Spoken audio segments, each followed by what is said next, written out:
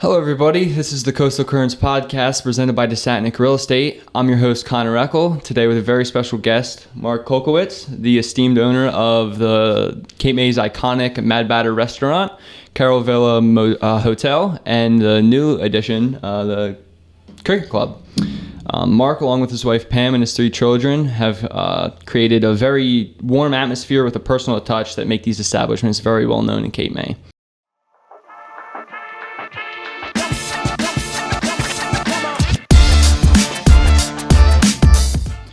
Mark, if you could start us off here with the origin of the Mad Batter. How did your dad come into it? It's a long story. If you look at the menu at the Mad Batter, the Cape May Mad Batter legend is my father won it in a poker game. But he did play poker, but he didn't win it in a poker game. What it was the original owners from the 70s, the Thoden family, which ran the Carroll Villa Hotel and the small restaurant there. Were looking to retire. There was Greg and Zini. Zini lives out in Washington State. Greg is I think he's down in Key West now, and he was a quintessential hippie.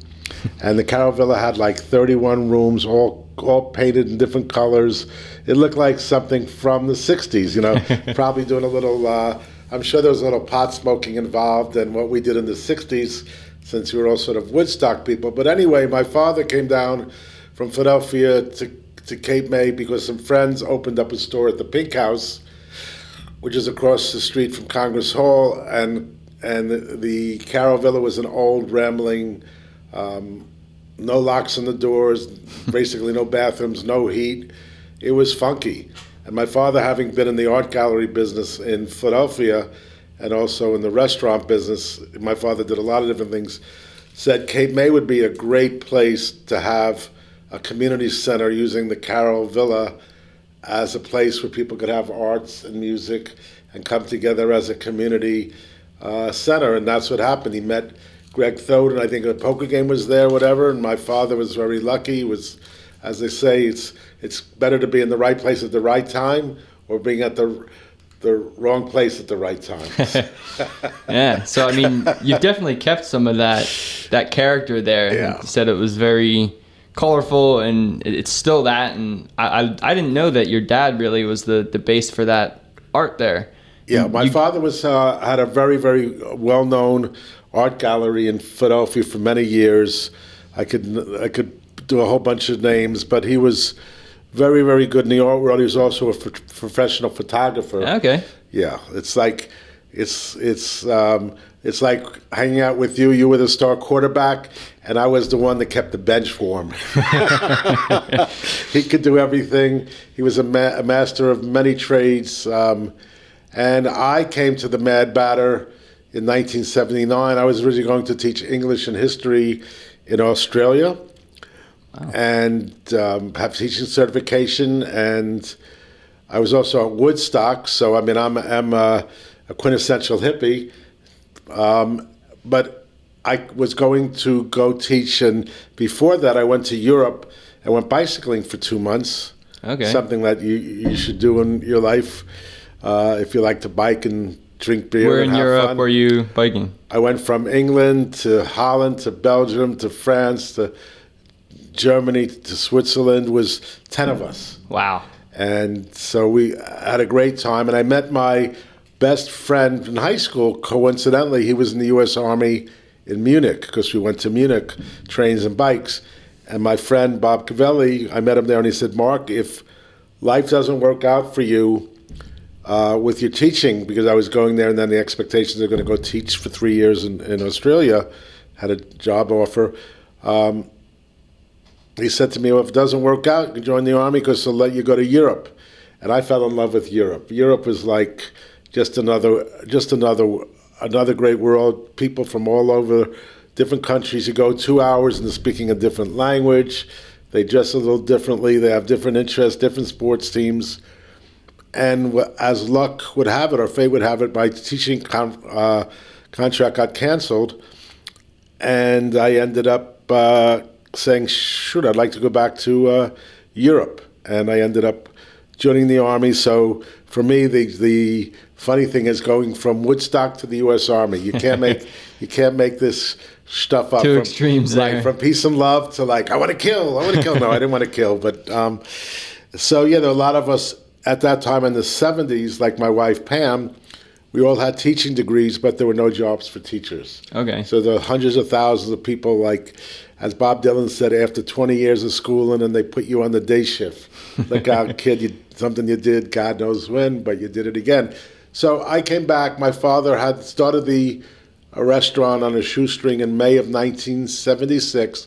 I knew nothing about it. I came home in the centennial year, which was July 76, 200 years, the anniversary of the founding of America. And was it the Mad Batter at that point? My father changed the name of the Carroll Villa. That's a good question. The Carroll Villa is named after a signer of the Declaration of Independence from Maryland, Thomas Carroll. My father I don't think my father maybe had too much coffee that day or something. He wasn't maybe a little drinker. He said, "Ooh, Carroll Villa, Thomas Carroll, all the rooms were painted in all these different crazy colors." So he said, sort of like Alice in Wonderland, mad batter, like you have a batter that strikes out, he's mad, or you have a batter that you make for pancakes, and that's mad.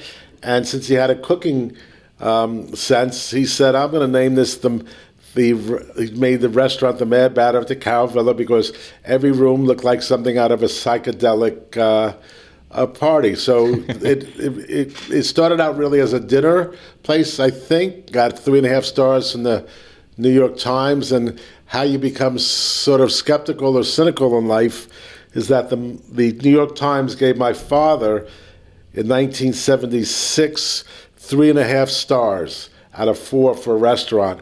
And their complaint was, the critics said, the only complaint I have was the lettuce was a little wilted.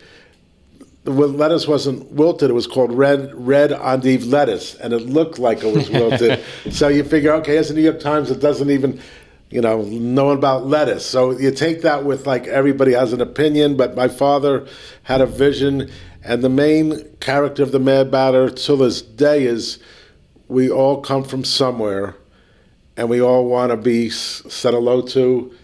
We all want to be acknowledged. And my father's father was working person, my whole family were, and the idea you go somewhere and you want to be recognized. They want to say, nice pass you did last week, Hunter.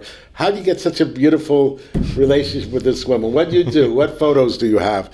So it became like an interesting thing where people came, and my father, the thing I always learned was, and my wife and the whole family, when somebody comes in the restaurant, say hello, say goodbye, say thank you, and as I think you do now, you learn how to BS. You learn how to bullshit. Yeah. And it's all good. Bullshit to me is a good thing. It's like, for me, coming out of the Army, I was 28, 3 years in Germany, and for me, one of the biggest things was, because nobody believes me, but I was extremely, most of my life, or to that point, shy. Okay. Nobody believes me. They think, Mark, you're so full of it. I can't see that. No, nobody says it. But one of the biggest problems I had was when someone like you would come in, you'd come into the restaurant, a beautiful woman. How do I say hello to them? What do I do? Hi, how are you? And you learn to talk to everybody. You learn that they're there for a restaurant. Everybody wants to be acknowledged. Just like when you go somewhere, how you doing? You're back again. I thought you never, you just have fun. And I met my wife there. My wife Pam never knew that my father had a son. He never talked about me. And I came home from Germany in a Russian, like the old Bullwinkle hats, the fur hats that you put the flaps down like you're going moose hunting. He said, man, this guy is weird or strange. But whatever, that was her mistake. We hooked up, and in 1983 we got married, and I have 3 children, and my wife and I ran the Batter for many years after my father was gallivanting around the world with his partner Vicky. So this year is the 48th year of the Mad Batter, 3 generations, and the funny thing for me is that in my life, I can modestly say I've said hello and goodbye to over 1 million people.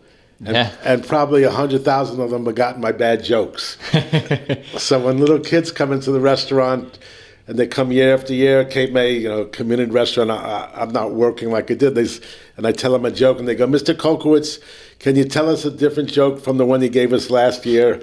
So I became known as the Pop with bad jokes. And I mean, there's really not that many places anywhere, but specifically in town, where you can go in and you're talking to the man who's been there through it all. Yeah, it's very. Thank you. It's very proud of my wife and my daughter Marta and Tessa and Kyle, who's running both places right now. We grew up like you've done, with respect for people. That you've done well in your life. You were a leader, still a leader, and people like that. People want to be acknowledged. It's the most important thing there is. Like hello, goodbye. Like one time somebody complained about me in the restaurant because I went over to all these people that I knew. How you doing? And this one table wrote something on TripAdvisor or something and said the owner came by, but he didn't say hello to me. It wasn't intentional. It was just that I knew all these other people, and people just, you want to have that feeling like, hey, I'm one person and I'm important. Because if you look at the restaurant business or any business, the thing that I always remember, it's one person at a time, and you can't think of like, well, if I do 500 people today, I'm going to make so much money, which you are. But the idea is each person comes in there, just like when you go out to eat, you want to have a good meal, or whatever you do, you want to just be acknowledged. Somebody say, thank you, it's good to see you. And I think that's why the Mad Batter has that sort of character of atmosphere. We've had art shows for every year. Every month we have different art shows. 10 years ago we started doing every night music. So we have Sunday night. We have, you can call it singer-songwriter or open mic or amateur hour or professional hour. And a few weeks ago we had 2 rabbis singing, writing their own songs. So, that's a great thing for the community because you want to feel involved.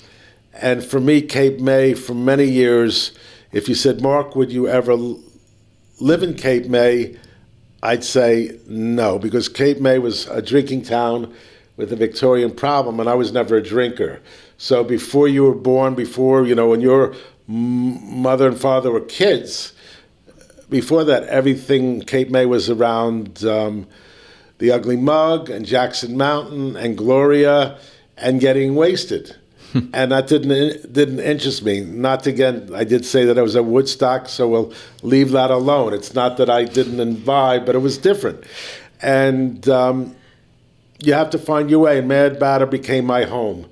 It's like even now today when I'm not feeling like you're home and you're just in your house and you're sort of isolated in terms of, I have my rescue dogs and my wife and my bird houses and stuff. But when you go into the restaurant, you become an actor again or an actress. You come along, you become who you are, and then that's a wonderful thing. It says a lot because there's so many moving parts in not only one restaurant, but a restaurant, a hotel, and now a second restaurant, and you still take that time to make that personal touch and that warm atmosphere. I mean, funny enough, that's where I took Abby on our first date. Really? Was the Mad Batter. And you didn't know enough then to leave? Well, I mean, that's a great thing. And if you think in terms of like, your family or people, and over the years that you go someplace that you like, or maybe your grandparents or something, they watched their kids or their cousins play it lower, or they did something, you do something, and it's the continuity. It's the idea that this is my home, and this is what I do, and this is what I like, and there's nothing. It's very rewarding. I'll say something that's all right, but it's like my son and I. Sometimes it's a joke. We're walking down the street, and somebody says, "Hey, assholes!"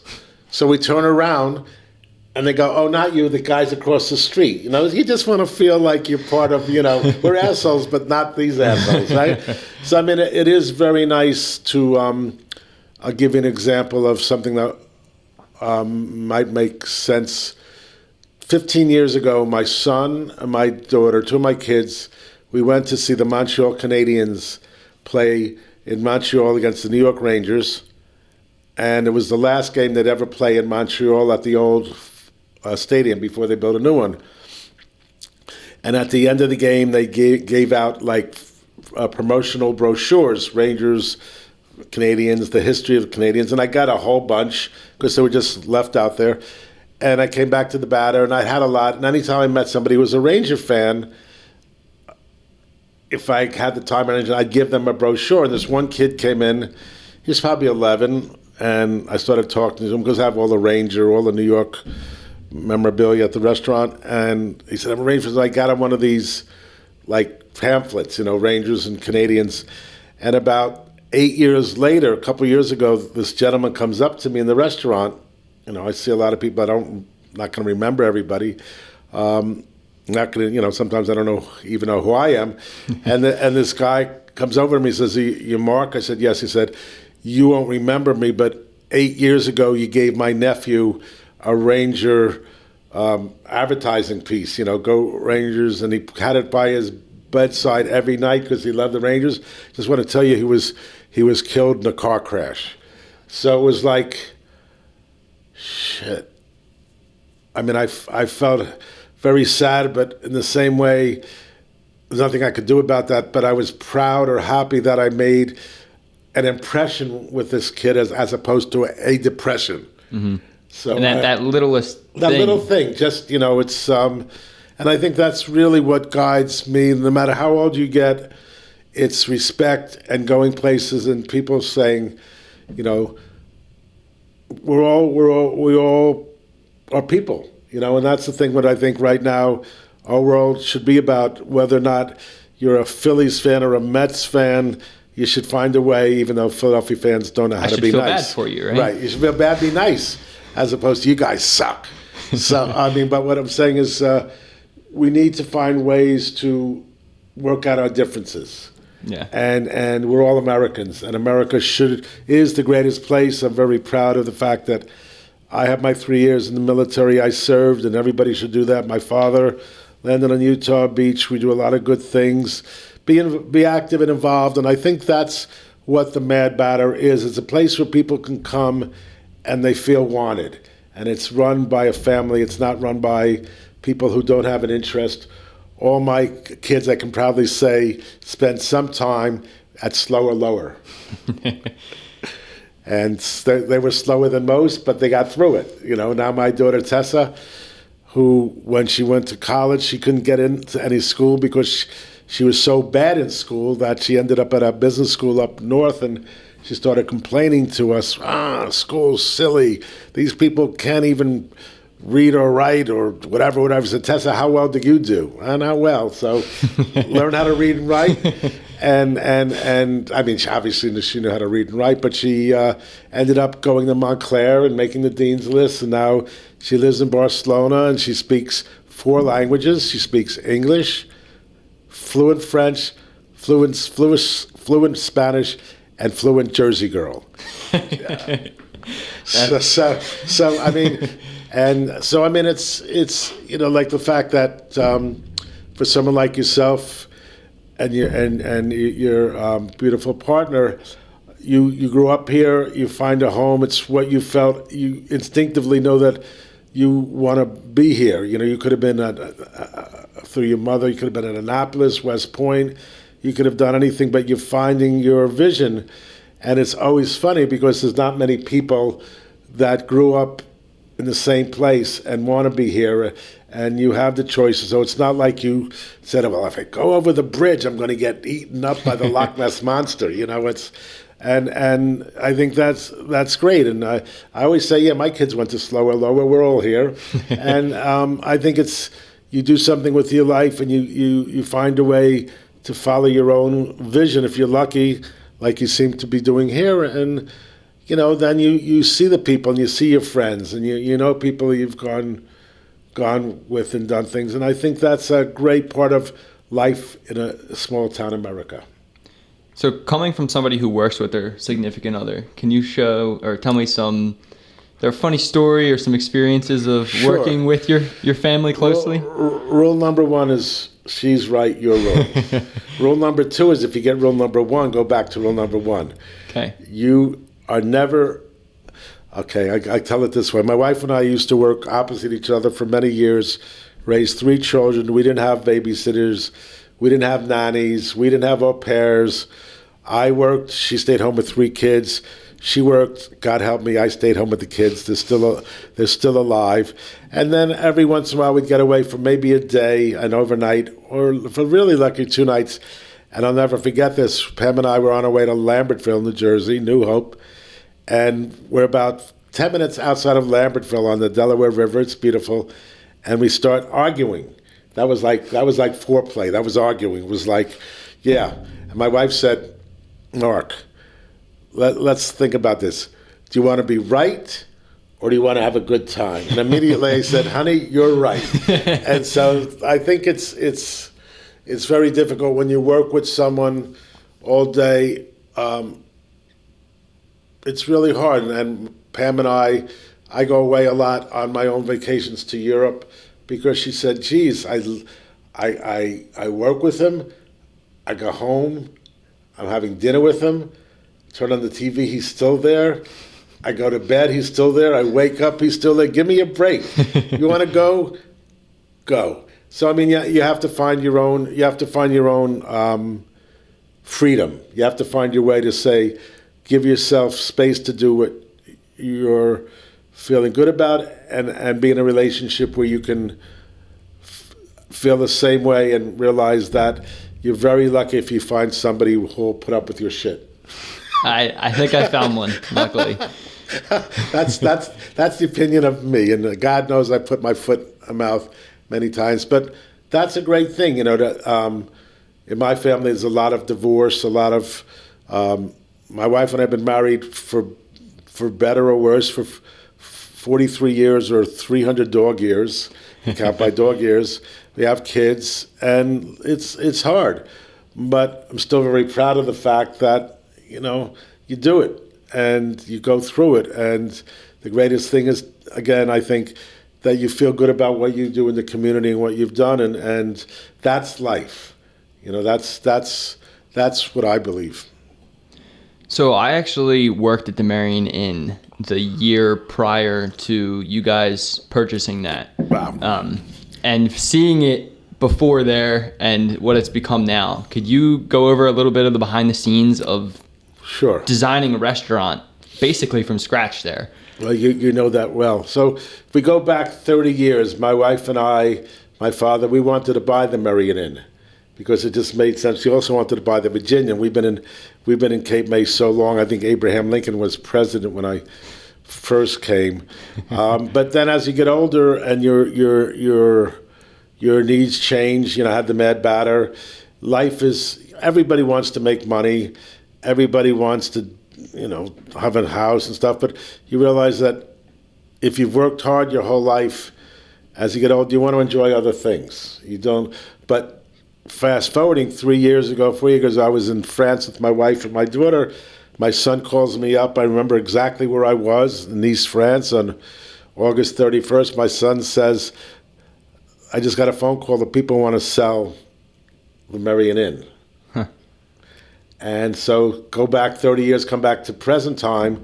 And my son said, just like you're trying to do in your world, he wanted to do something which is his. Mm-hmm. He didn't want to be like, oh, I'm Mark or Pam's, you know, son of Mark or, you know, grandson of Harry. I want to do, because I want to see if I can step up to the plate. Yeah, you know, definitely. it's like he was calling an audible on the, we're going to go right instead of left, and it's a great challenge. And I think it's great because I think you've done in terms of what I know about you had the courage to follow what you think you wanted to do. Like I would have bet you would have been at Annapolis or something and done well or wherever, but you followed your thing. And his vision was, having grown up in a restaurant and being very proud of his family, there's no better way of, you go through a day and basically you're the master of BS. Everybody knows you, and and hopefully it's a good thing, and you become a part of society in a good way, and it's nice. So for him, it became like, let's do this, and God help us, that place was a mess. Vicky Watson, at the end of the negotiations, we offered the price she wanted. Nothing was ever good enough. It took us months to seal a deal, and at the end, she even took the bar out, even though it belonged to the restaurant legally because we bought it.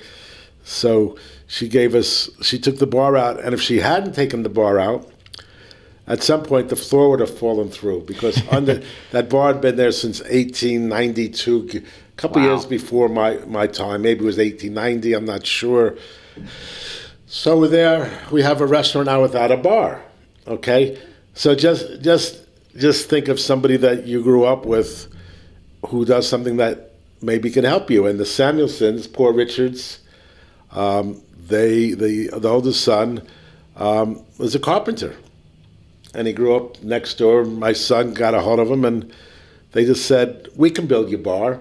So you have locals that my kids grew up with, and they built this beautiful bar out of white oak.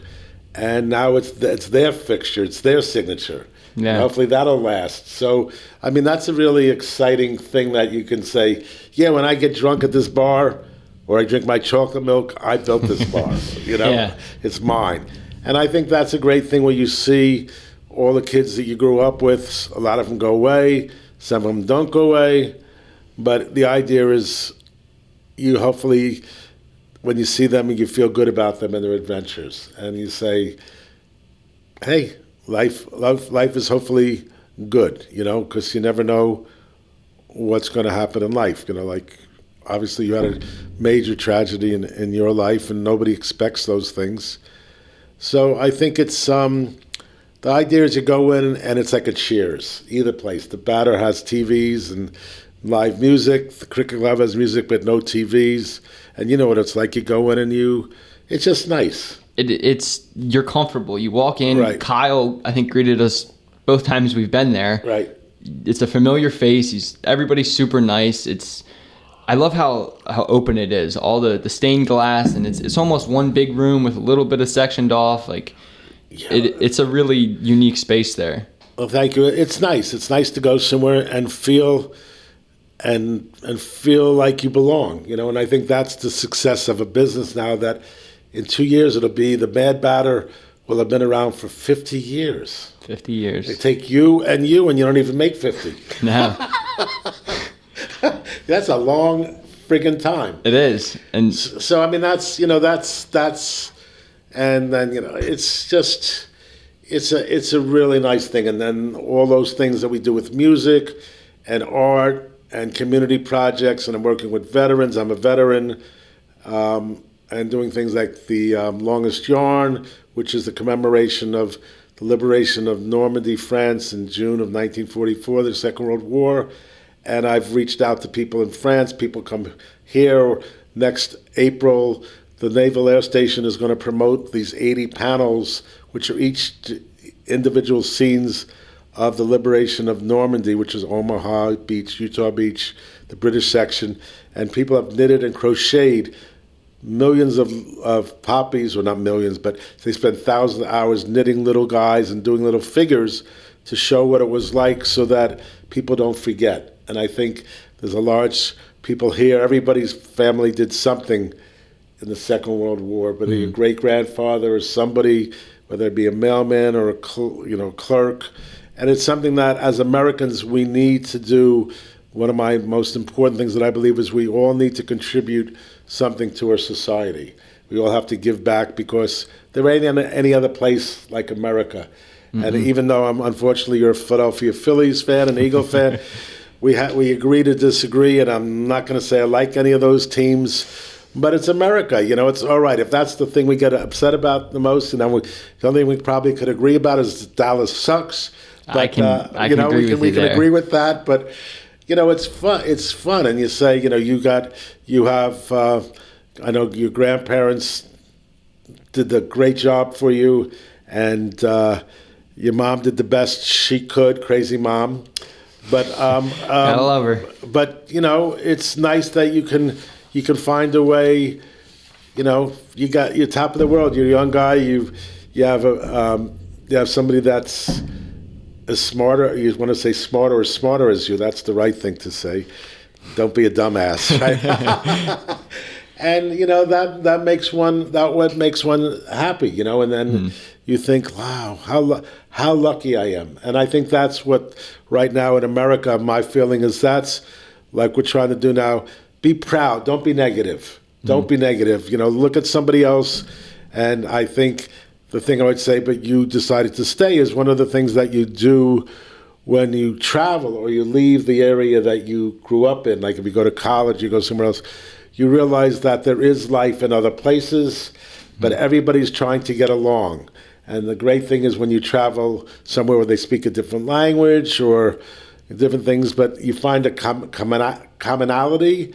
Hey, they're pretty cool too. And they all have mothers and fathers. They all want to, for the most part, people are not, they're good. They're not evil. Yeah. It's governments that make people bad. And then you just have to decide what role you want, and it's not about, for me, it was never about, it was, your world becomes your world. And you can't buy that. It's, and I think that's it's the experience that you have. It's the experience, and you can go hello to people, and you learn. Like I think you've learned. You just want to be able to talk to people and say, "Hey, what are we doing?" And it makes you feel good. Yeah. It's better than a sharp stick in the eye. So going back to the longest yard here, your connection there, your father was actually in Normandy, correct? My father landed on Normandy. He lied about his age at 17. On June 6, 1944, he landed on the first day of the battle, and he was a radio intercept operator, which meant he took German codes. And he was all around. He went from France to Belgium to Germany, and that became a thing where, to me, since my mother's a Holocaust survivor, she left Germany in August of 1939 on the last passenger ship out of Germany. My father lied about his age to join the army. His father came from Russia/Poland. You have all these immigrants, these people that come from somewhere else, or they're born here. My mother was born in Berlin, and we're Americans. We're a land of immigrants, and people shouldn't forget it. The only people that lived here before us were the Indians. Yeah. So I mean, to me, it's not about, it's that, and that war was to fight against fascism, fight against evil. And that's, to me, why the longest yarn is a commemoration of the events leading to the first 48 hours of the liberation of Normandy, which is the beginning of the end of the Second World War.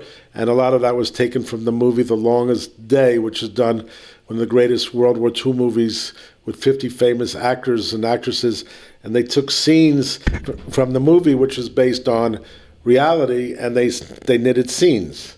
Okay. Like the Americans fighting the Germans in Carentan, or people going on out of a landing craft, and they'll knit the figures. Or my father, they have him climbing up a telephone wire, and it's all knitted and crocheted. So everything's done by hand with love, because the people who have done this from over 10 different countries, England, New Zealand, America, France, Germany, all over, they have a connection. It might they weren't alive necessarily, but if it wasn't for their family, we'd be Germans. So I did a little digging here, and I found this picture of former President Barack Obama, I think, congratulating or giving your father a medal, or yes. Could you explain a little bit of sure what was going on there? This what you have here is, what it says here is one of the proudest moments of my life. At Colville-sur-Mer, which is Omaha Beach, where the American cemetery is, where there's 8,000 Americans died or buried there, they were killed. My father was honored by the President of the United States and the United States government for what he did about his, he lied about his age like so many other people did. And this is what President Obama said in the 70th anniversary of D-Day. on June 6th, which is pretty amazing. It's pretty much my how I look at America, and I'll read it just because it makes me smile. Think of Harry Kulkowitz, the Jewish son of Russian immigrants who fudged his age at enlistment so he could join his friends in the fight. Don't worry, Harry, the statute of limitations has expired. Harry came ashore at Utah Beach on D-Day, and now that he's come back, we said he could have anything he wants for lunch today. He helped liberate this coast, after all, but this humble hero said a hamburger would do fine. What's more American than that? I mean, that's like, you can make that, you can make it up, but so I was there. My Tessa was there. Friends of mine, Kathy, remember Kathy? Oh yeah, she was there. The hotel manager, Kathy, right? She came twice with me. Sean Austin, chief of police, part of the police department. We had a whole entourage because my father at that point was starting to get dementia, but we were able to dress him, get him ready, and this is like, it's a great honor. It's like just like for you would be a different scenario, but still a great honor where captain. I don't know if you're captain of the football team or whatever, but you did something really good. And people were proud of you, and you could show them, like, look at my. No, there's no connection. No, there's no, but there is a connection in the sense of you did something that people will be happy with. Mm-hmm. I mean, yes, this is war. This is a whole nother. But I'm just saying is the idea that one steps up to the plate through leadership, and what he did at 17. Nobody spoke French. Nobody spoke. They came from somewhere. It's like if you take two people from there's a famous war cartoonist, Carl Malden, and he has two GIs in a foxhole. They're not shaved. They got the helmets, and one of them says to the other, like, "Gosh darn it, Frank, they don't even speak the same language as we do. Yet they're over there doing what they think is right as Americans." Yeah. So I mean, that to me is like. You can't make it up. It's like you really can't. You can't make it up. And then all these people went on in their lives to come back to America and raise families and be good citizens. So there were millions, women, men, whether you were painter, baker, mailman, they all did so that we could be here today. And that's part of that's who I am. I mean, I understand that. We are very lucky, and my thing for young people would be, or for anybody, that everybody should do today something for their country. Doesn't have to be in the military. Help people read, work in a hospital, clean up a dirty street.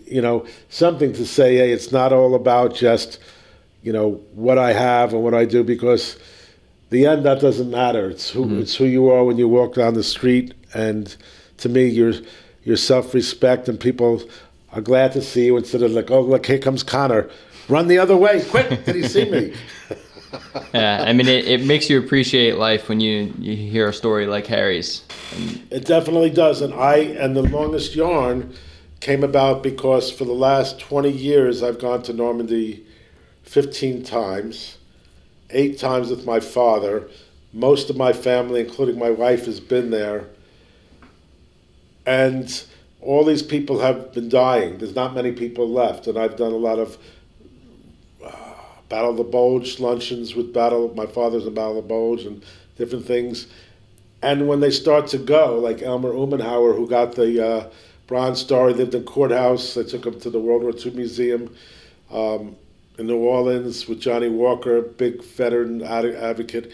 They all did. They just at your age, younger. Can you imagine that? How old are you? 21. Yeah, Jesus, they're 17. That's and it's like I couldn't walk and chew bubblegum till I was 32, and they're out there as kids doing this thing, and they didn't say, they just did it. And my friend Elmer's, this is a very strange story, sad story, but a couple of years ago, Elmer died at 94. He also, as I said, he got the Silver Star, the Bronze Star. He was in the Battle of the Bulge, like my father. But the battle before the Battle of Bulge was a battle in Hertigan Forest, which is below where the Battle of Bulge was, but it started in October or November of 44.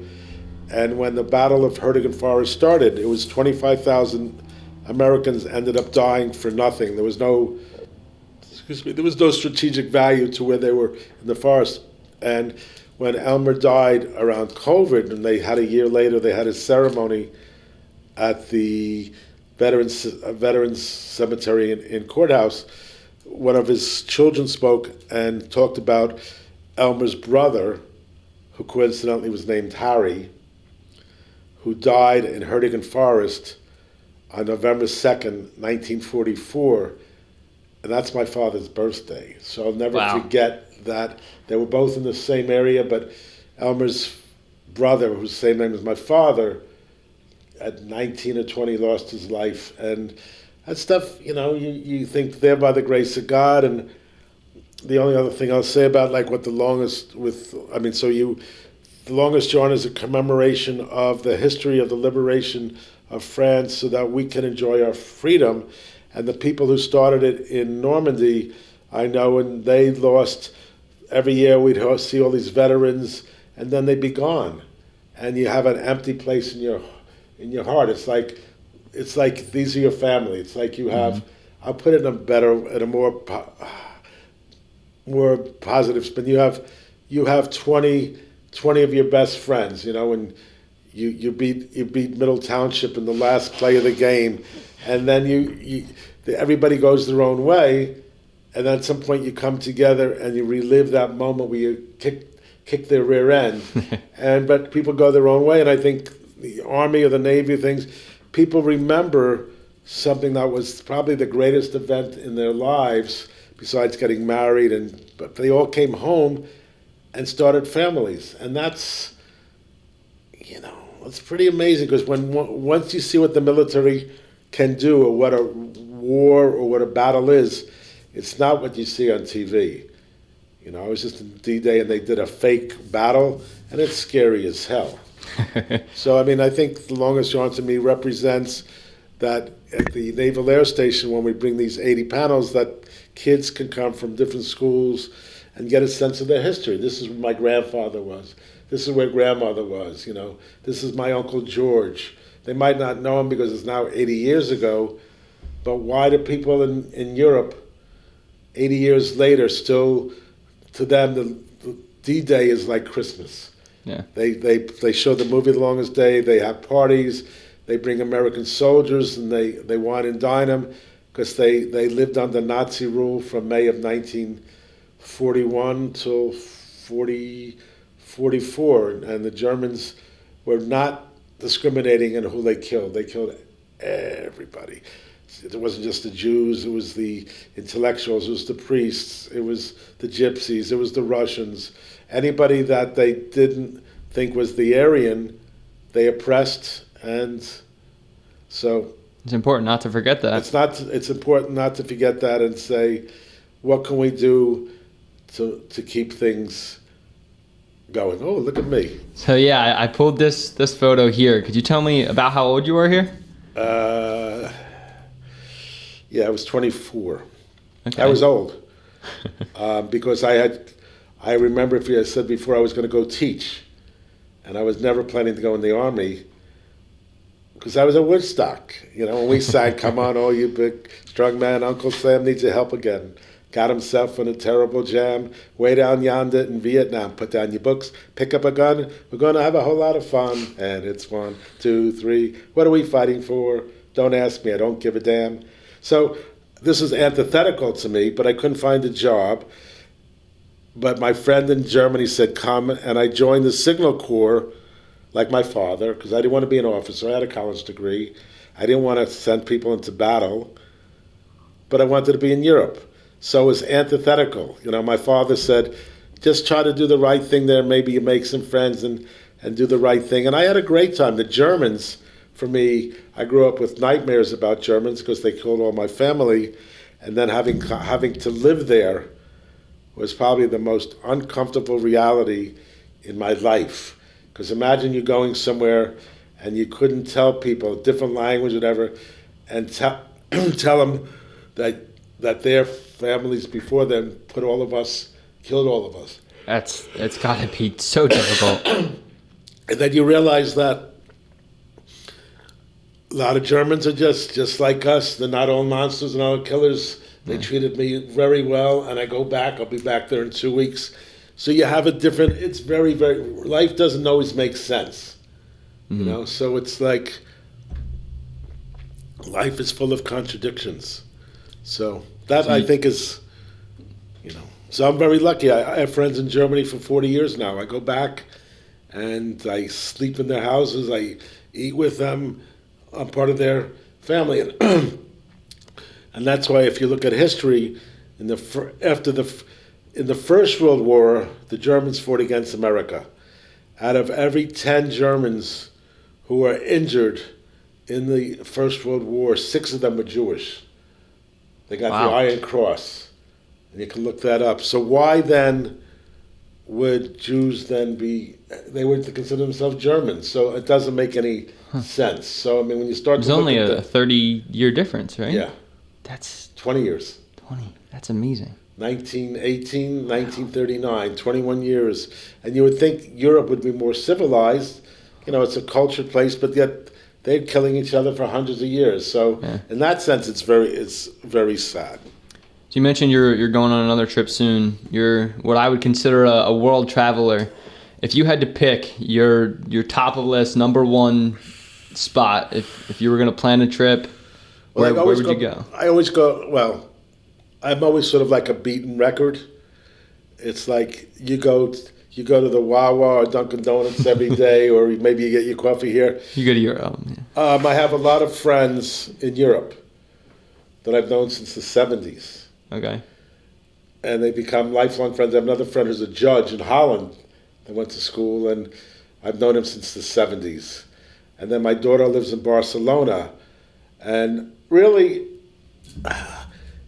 it's where you have your friends. I don't go, when I travel, I don't go, I'm going to go see another church. Or I'm going to go see another bar. What it is you find a place that gives you, I'll give you an example. My friends in southern Germany, who I hadn't seen up until 3 years ago, for 20-some years, I was kind of nervous.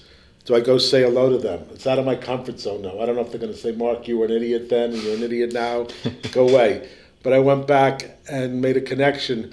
And many years ago, one of them said, we were hiking in the woods in Germany, in their wine fields, and the top of the wine field, there's the Rhine River. And behind the Rhine River is France. And way in the background is Switzerland. And we're there, and my friend says, look, you could come here as a tourist, and it would just be a beautiful place. And Monday is Germany, Tuesday is France, Wednesday is Belgium. But you're here, and you're having an experience with local people. So then that experience becomes much more real, because you're engaged, you have talks, these people are there, and it becomes not just another pretty town. Yeah, it's a relationship. Spot on. It's a relationship. And to me, that's what I love, that you go back and there's a continuity. You know what they said, they could remember you and say, Connor, I remember when you were a little pipsqueak and you couldn't throw a football, and now you can throw it 67 yards and hit somebody in the head. I mean, it's just the idea that it's a great thing. And that's what I'm very, very proud of. So when I go, it's basically, you can put me in a cafe, you can put me at a kitchen table, and you just want to see how the people live, because they have their own experiences. And when you come out of friendship and love, then that's the way I look at life. All right, well, the last thing here, you're a big sports guy. You go to a lot of sporting events. Do you have one that kind of sticks out as like your number one event that you've seen in person? Yeah, probably. There's lots of them, but I can say I remember 1994, the year the Rangers won the Stanley Cup. I was 54 years. They'd never won a championship. And I had tickets for Game 5, at Madison Square Garden of the finals. And I was coming up from Philadelphia to go to New York. My father and I going to the game. I got tickets. And I thought that day, blue skies, it was somewhere around June 7th, June 8th. I thought, this is what it must be like to go to heaven. Because today, we're going to win the Stanley Cup. And I'm going to see it. They didn't win. Brown, who played for the Flyers, it was Vancouver, he scored. The Rangers won in 7 games. And I went to the parade. That was amazing. And if you go back to the series before that, if you're a hockey fan, back then the Rangers played the Devils, and they won in sudden overtime, the Rangers, to go to the Stanley Cup. And before they went to overtime, the Rangers had a 1-goal lead, and Pandolfo for the Devils scored with 10 seconds to go to tie the game. So now it was going to overtime. My father came over that night. You can ask my wife to see whether or not I was taking out the knives to cut my wrists. So that was probably one of. I drank more in that time rooting on the Rangers, but since I'm an avid Mets fan and a Giant fan. Sorry to hear that. But we all have our issues. But I think in terms of going somewhere and thinking I'm going to see God's work today. But God was not. He was not interested that day. But again, it's a relationship. You were there with your dad. You were there with that, to and you know what it's like when you go and there's 20,000 Philly fans or thousands of Eagle fans, and you're all in the same moment. Yeah. It's a great thing. I know Philadelphia loves to go beat up on all the New York fans, so they that's the other game they play. But there's a certain madness of it's joy. You know, it's like and the only problem is when they lose, they're not going to call you up and say, Connor, I'm sorry I dropped that pass today. I really didn't want to drop it, but I'm going to go home in my Mercedes and I'll be fine.